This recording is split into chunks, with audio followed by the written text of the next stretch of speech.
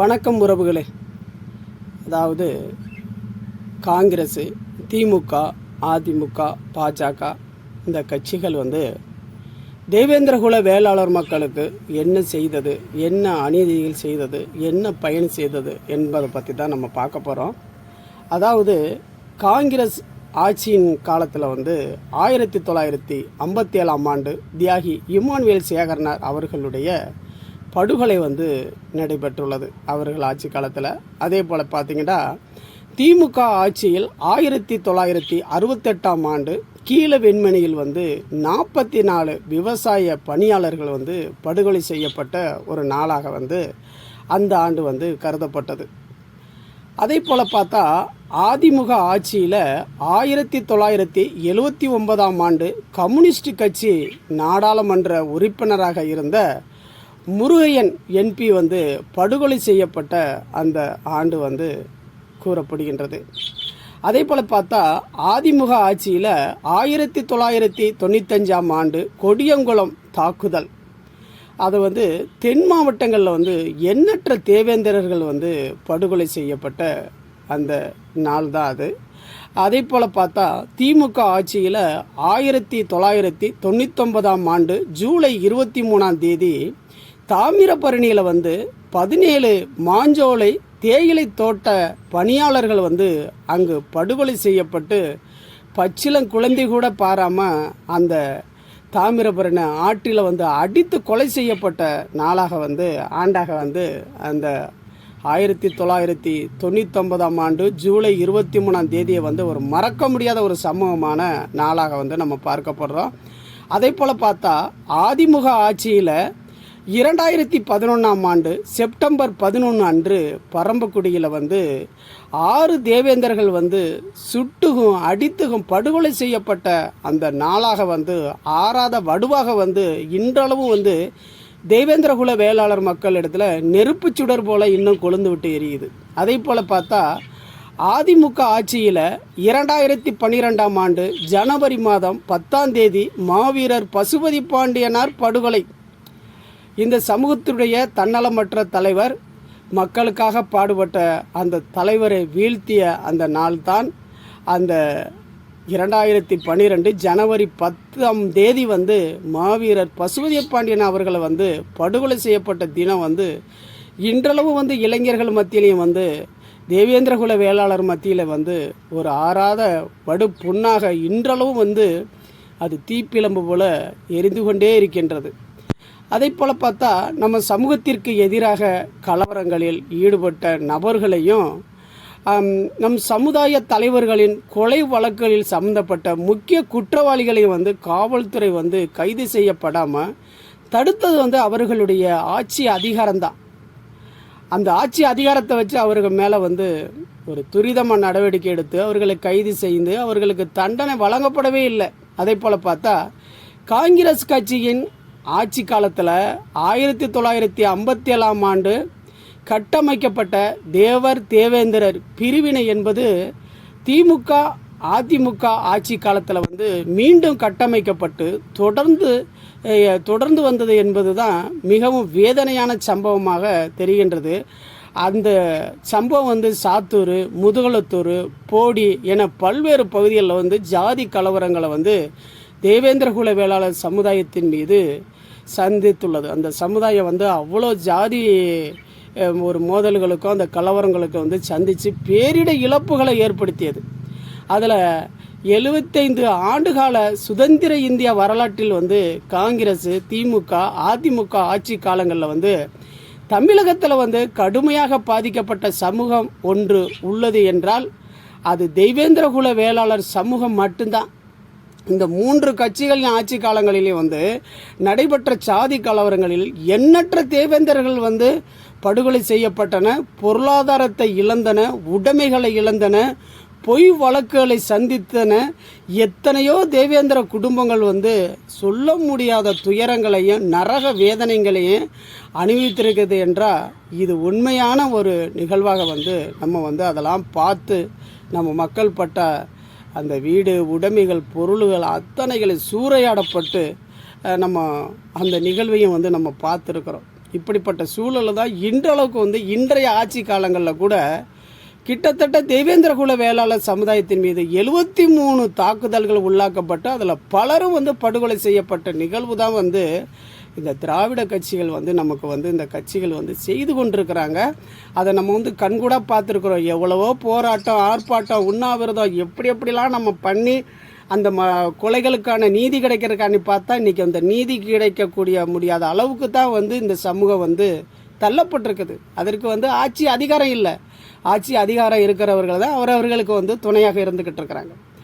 ஆனால் பாரதிய ஜனதா கட்சியால் வந்து ஒரு தேவேந்திரராவது சாதி கலவரங்களால் பாதிக்கப்பட்டிருக்கிறாங்களா என்று நம்ம பார்க்கப்படும் போது அது வந்து எங்கேயாச்சும் கலவரத்தில், ஜாதி கலவரத்தில் வந்து படுகொலை செய்யப்பட்டிருக்கிறாரா என்பது வந்து ஒரு கேள்விக்குறிதான். அதே மாதிரி பார்த்திங்கன்னா ஜாதி கலவர வழக்குகளை சந்தித்து இருக்கிறதா என்றது பார்த்தாலும் அதுவும் கேள்விக்குறிதான். ஜாதி கலவரத்தில் வந்து பொருளாதாரத்தை இழந்திருக்கிறார்களா என்பதை சிந்தித்து பார்க்கும் பொழுது அதுவும் வந்து ஒரு கேள்விக்குறிதான். எதுவுமே இல்லாத பாரதிய ஜனதா கட்சியில் வந்து அந்த மாதிரி சம்பவங்கள் இல்லை. இன்றைக்கி பார்த்தோம்னா நம்ம வந்து பொதுத்துறைகளை பற்றி பேசுகிறோம். அது பொதுத்துறை நிறுவனங்கள் வந்து தனியார் மயமாக்கம் என்பது வந்து மத்திய அரசின் கொள்கை சார்ந்த முடிவாகத்தான் இருக்குது. அது இந்திய திருநாட்டில் வந்து வாழக்கூடிய 140 கோடி மக்கள் சார்ந்த விஷயந்தான். இதற்கு வந்து பிள்ளையார் சுழி போட்டது முன்னாள் பிரதமர் நரசிம்மராவ் தலைமையிலான காங்கிரஸ் அரசு தான் அதற்கு வந்து போட்டாங்க. அதே போல் பார்த்திங்கன்னா தேவேந்திரகுல வேளாளர் சமுதாயத்துக்கு வந்து பாரதிய ஜனதா கட்சி என்ன நன்மைகள் செய்தது என்பதை மட்டும் நம்ம வந்து இப்போ பார்க்கக்கூடிய விஷயமாக இருக்குது. நீங்கள் பார்த்தீங்கன்னா காங்கிரஸ், திமுக, அதிமுக கட்சிகளின் ஆட்சி காலத்தில் வந்து 75 ஆண்டு காலமாக வந்து இந்த புறந்தள்ளப்பட்ட தேவேந்திரகுல வேளாளர் சமூகத்தினுடைய அரசாணை வந்து பாரதிய ஜனதா கட்சி மட்டும்தான் அதுக்கு நிறைவேற்றி தந்தது. காங்கிரஸ், அதிமுக ஆட்சி காலத்தில் வந்து நம்ம பார்த்தோம்னா ஆட்சிகளில் வந்து பார்த்தோம்னா தேவேந்திரகுல வேளாளர் மக்களுக்கு வந்து ஒரு வட்ட செயலாளர் கூட உச்சரிக்க மறுத்த சூழலை தான் நம்ம வந்து பார்த்துருக்குறோம் தேவேந்திரகுல வேளாளர் மக்களுக்கு. அது மட்டும் இல்லாமல் வந்து நீங்கள் பார்த்தீங்கன்னா தேவேந்திரகுல வேளாளர் மக்களுடைய 7 உறவின்முறைகளை ஒன்றிணைத்து தேவேந்திரகுல வேளாளர் என்ற அரசாணைக்கு வந்து வாக்கெடுப்பு நடப்பதற்கு வந்து அதற்கு வந்து 38 எம்பிகள் வந்து திமுக, அதாவது வந்து திமுக கூட்டணியில் உள்ள எம்பிகள் வந்து வெளிநடப்பு செஞ்சுட்டு தான் வந்தாங்க. ஆனால் பாரதிய ஜனதா கட்சியினுடைய வட மாநிலத்தை சார்ந்த எம்பிகள் வந்து வாக்கெடுப்பில் குரல் கொடுத்து மக்கள் சபையிலையும் மாநிலங்கள் சபையிலையும் குடியரசுத் தலைவர் ஒப்புதலோட இந்த சமூகத்தினுடைய வரலாறு, பண்பாடு, கலாச்சார அத்தனத்தையும் எடுத்துரைத்து ஒரு ஜீவோ வந்து பாஸ் பண்ணி ஒரு வரலாற்று பெயரான தேவேந்திரகுல வேளாளர் என்ற வரலாற்று பெயரை வந்து நமக்கு கொடுத்து ஒரு சாதனை படைத்தார்கள். வந்து அது வந்து பாரதிய ஜனதா கட்சி தான். வேறு எந்த கட்சிகளுமே நம்ம வந்து பார்க்க முடியாது. அது மாதிரி பார்த்திங்கன்னா பாரதிய ஜனதா கட்சி சார்பாக தேசிய தலைவர் தியாகி இம்மானுவேல் சேகரனார் அவர்களுக்கு வந்து தியாகியார் பட்டத்தை வந்து சூட்டியிருக்கிறாங்க. வேறு எந்த ஆட்சி காலத்துலேயும் வந்து யாரும் வந்து அதை தியாகியார் பட்டமும் சூட்டலாம், அந்த தியாகியார் லிஸ்ட்லேயும் வந்து வரலை. ஆனால் இன்றைக்கி பார்த்தீங்கன்னா ஒவ்வொரு மாவட்ட ஆட்சியர் அலுவலகத்துலேயும் தியாகியார் லிஸ்ட்டில் வந்து இம்மானுவேல் சேகரனார் அவர்களுடைய திருவுருவ படம், அந்த பொறித்த படம் வந்து தியாகியார் லிஸ்ட்டில் வந்து இன்றைக்கி வந்திருக்குது. அந்தளவுக்கு வந்து இன்றைக்கி பாரதிய ஜனதா கட்சி வந்து தியாகியார் இம்மானுவேல் சேகரனார் அவர்களுக்கு தியாகியார் பட்டத்தை வந்து சூட்டி இன்றைக்கி மதிப்பு கொடுத்துக்கிட்டு இருக்கிறாங்க. இன்றைக்கி பார்த்தீங்கன்னா தியாகி இம்மானுவேல் சேகரன் அவர்களுடைய நினைவிடத்திற்கு வந்து எந்த கட்சியில் உள்ள பெரிய பெரிய பொறுப்பில் இருக்கிறவங்களாம் அவ்வளோ வந்திருக்கிறாங்களா என்பதை பார்த்தா கேள்விக்குறி தான். ஆனால் பார்த்தீங்கன்னா பாரதிய ஜனதா கட்சியில் இருக்கிறவங்க வந்து இன்றைக்கி வந்து நம்ம தியாகி இம்மானுவேல் சேகரன் அவர்களுடைய நினைவிடத்துக்கு வந்து ஆளுநர் வந்து அங்கே வந்து கலந்துக்கிறாங்க. தமிழ்நாட்டு ஆளுநர் வராங்க, ஜார்க்கண்டு ஆளுநர் வர்றாங்க. அவங்க வந்தெல்லாம் இன்றைக்கி வந்து அதற்கு வந்து முக்கியத்துவம் கொடுத்து மதிப்பு மரியாதை கொடுத்து அங்கே வந்து அந்த நினைவிடத்துக்கு வந்து மரியாதை செலுத்துகிறாங்க. அப்போ இது பாரதிய ஜனதா கட்சியினுடைய ஆதரவாளர்களாக செயல்படக்கூடியவர்கள் தான் வந்து இன்றைக்கி முக்கியத்துவம் கொடுத்துக்கிட்டு இருக்கிறாங்க. இன்றைக்கி பார்த்திங்கன்னா தேவேந்திரகுல வேளாளர் மக்களுடைய நம்மளுடைய வரலாறு, பண்பாடுகளையும் கலாச்சாரங்களையும் வந்து திமுக, அதிமுக, காங்கிரஸ் கட்சிகள் வந்து எதுவுமே வந்து நம்ம மக்களுடைய இதுகளை வந்து அவ்வளோவா வந்து முக்கியத்துவம் கொடுக்கல. ஆனால் மாண்புமிகு பாரத பிரதமர் நரேந்திர மோடிஜி அவர்கள் வந்து 7 வந்து பொதுக்கூட்டங்களில் வந்து ஒரு அரசு விழாவுகள்லையும் கூட 7 முறை வந்து தேவேந்திரகுல வேளாளர் மக்களுடைய வரலாறு, பண்பாடுகளை வந்து உச்சரித்து பேசுகிறாங்க. ஆனால் மற்றவங்க அவங்கெல்லாம் வந்து ஒரு தேவேந்திரகுல வேளாளர் பெயரை சொல்வதற்கு கூட, ஒரு வட்ட செயலாளர் கூட சொல்வதற்கு கூட அவங்களுக்கு ஒரு மனசு வருதில்லை. ஆனால் இன்றைக்கி மாண்புமிகு பாரத பிரதமர் அவர்கள் பேசியிருக்கிறாங்க. இத்தனை ஆண்டு காலமாக எத்தனையோ பிரதமர்கள் வந்து ஆட்சி செஞ்சுருக்கிறாங்க. இதெல்லாம் இந்த தெய்வேந்திரகுல வேளாளர் மக்களுக்கு முக்கியத்துவம் கொடுத்துருக்குறாங்களா, இல்லை பேசியிருக்கிறாங்களா, இல்லை ஒரு மாவட்ட அளவுலையோ மாநில அளவுலையோ பொறுப்பு போட்டு வந்து கொடுத்து அழகு பார்த்து அவர்களை வந்து எந்த தொகுதியிலையாச்சும் முக்கியத்துவம் படுத்து அரசியல் மயமாக்கப்படணும் அப்படின்றத வந்து பார்த்துருக்கோமா? அது கேள்விக்குறியான விஷயந்தான். ஆனால் இன்றளவுக்கு வந்து ஓரளவு தெய்வேந்திரகுல வேளாளர் மக்களுக்கும் வந்து அரசியல் நகர்வையை வந்து இன்றைக்கி பாரதிய ஜனதா கட்சி வந்து கொடுத்துக்கிட்டு இருக்கிறாங்க. அப்படி தான் வந்து இன்றைக்கி நடந்துக்கிட்டு இருக்குது. இன்றைக்கி வந்து ஒரு மாண்புமிகு பாரத பிரதமர் அவர்கள் வந்து சொல்கிறாங்க, மூவேந்தர்கள் யாருன்னு பார்த்தா இந்த தேவேந்திரர்கள் தான். இந்த தேவேந்தர்கள் தொட்டால் தான் தேரே ஓடும். அவர்கள் வரலாற்று பெருமை கொண்ட ஒரு சமூகம், வரலாற்று பெருமை கொண்ட ஒரு சமூகம், உலகுக்கு உணவு கொடுக்கின்ற சமூகம் அப்படின்றது வந்து இன்றைக்கி வந்து ஆணித்தரமாக வந்து இன்றைக்கி ஒரு மாண்புமிகு பாரத பிரதமர் நரேந்திர மோடிஜி அவர்கள் வந்து நமக்கு செஞ்சுருக்கிறாங்கடா.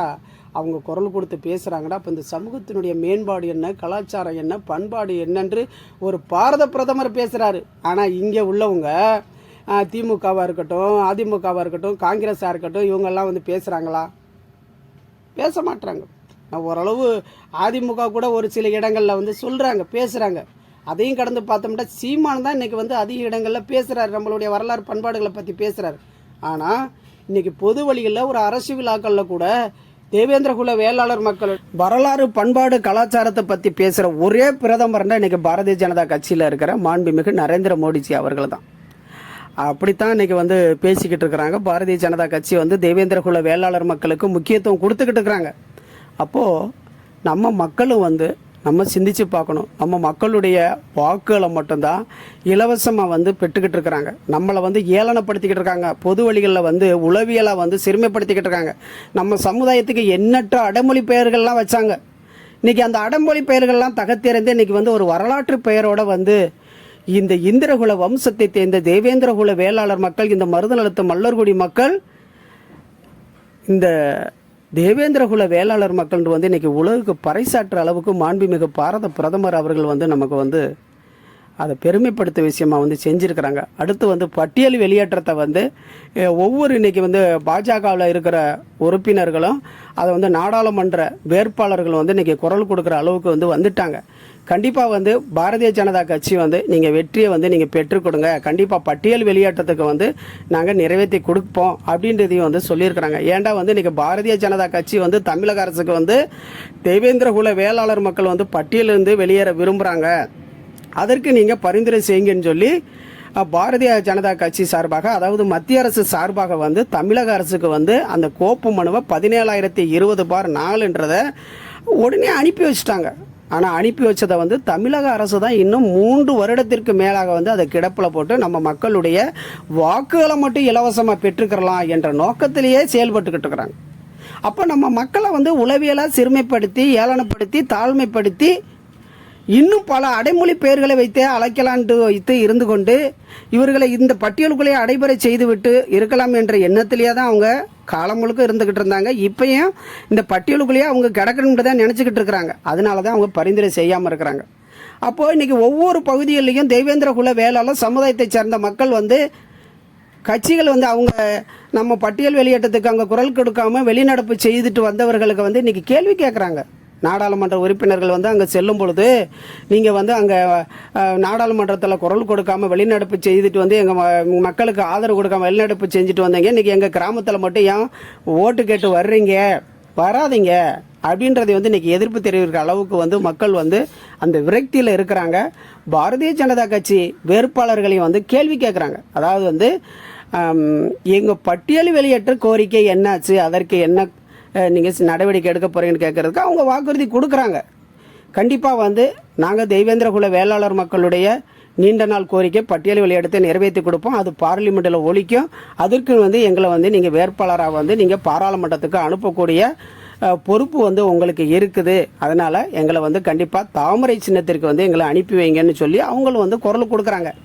இப்படித்தான் நடந்து கொண்டு இருக்கின்றது உறவுகளே. ஒவ்வொரு காலகட்டத்திலையும் இந்த தெய்வேந்திரகுல வேளாளர் மக்களுக்கு வந்து இழைக்கப்பட்ட அநீதியை நினைத்தோம் என்றால் கண்ணீரை கலங்கும். அப்படித்தான் நடந்து கொண்டிருக்கின்றது. இனி வரும் காலங்கள்யாச்சும் தெய்வேந்திரகுல வேளாளர் மக்களுக்கான ஒரு ஆதரவான ஒரு சூழலையும் அரசியல் அதிகாரத்தை வென்றெடுப்பதற்கும் பட்டியல் வெளியேற்றத்தை வென்றெடுப்பதற்கும் நமக்கு யார் சாதகமாக செய்வார்களோ, நமக்கு யார் உற்ற துணையாக இருப்பாங்களோ அவங்க தான் நிறைவேற்ற முடியும். ஏன்டா பரிந்துரை செய்ய சொல்லி தமிழக அரசுக்கு வந்துருச்சு. அப்போ பாரதிய ஜனதா கட்சி தான் அதை நிறைவேற்ற முடியும். அதனால் என் அன்பான உறவுகளே, நாம் மதங்களாகவோ ஜாதிகளாகவோ கடந்து சமூக மக்களாக ஒன்றிணைந்து இந்த இந்திய திருநாட்டின் வளர்ச்சிக்கு பெருக்குவதற்கும் பொருளாதாரத்தை மேம்படுத்துவதற்கும் ஒரு சிறந்த பாரத பிரதமரை இந்திய திருநாட்டின் திருமகனை தேர்ந்தெடுப்பதற்கு நாம் அனைவருமே பாரத பிரதமருடைய ஆசி பெற்ற வேட்பாளர்களை தாமரை சின்னத்தில் ஆதரித்து வெற்றி பெற செய்யப்பட வேண்டும். நம் மக்களுடைய எண்ணங்களாக இங்கே பதிவிடப்படுகின்றது. ஐராவதம் மீடியா சார்பாக சண்முகமல்லர்.